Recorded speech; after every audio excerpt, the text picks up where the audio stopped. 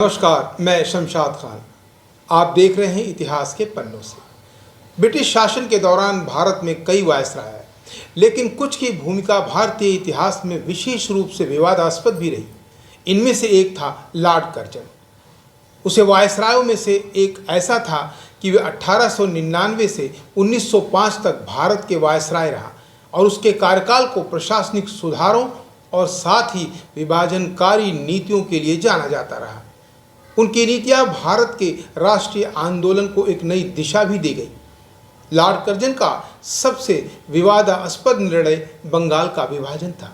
उन्होंने बंगाल को दो भागों में बांट दिया, पूर्वी बंगाल जिसमें मुसलमान बहुल आबादी थी और पश्चिमी बंगाल के जिसमें हिंदू बहुल आबादी थी।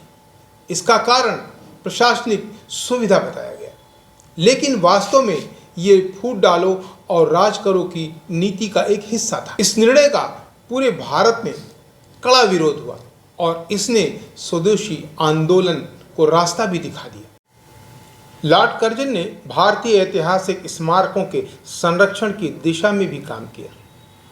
भारतीय पुरातत्व सर्वेक्षण विभाग को पुनर्गठित किया और संरक्षित स्मारकों की मरम्मत भी करवाई। उन्होंने ताजमहल, कुतुब मीनार और अन्य धरोहरों की मरम्मत के लिए भी काफ़ी पैसा खर्च किया और कर्जन ने भारतीय विश्वविद्यालय अधिनियम भी लागू किया जो 1904 से लागू है।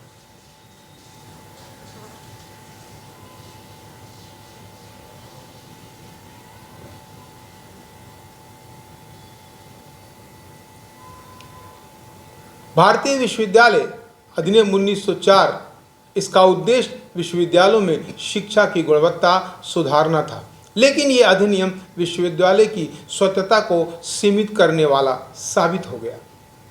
उन्होंने प्रशासनिक क्षेत्रों में भी कई सुधार किया, लेकिन ये सुधार अंग्रेज़ों के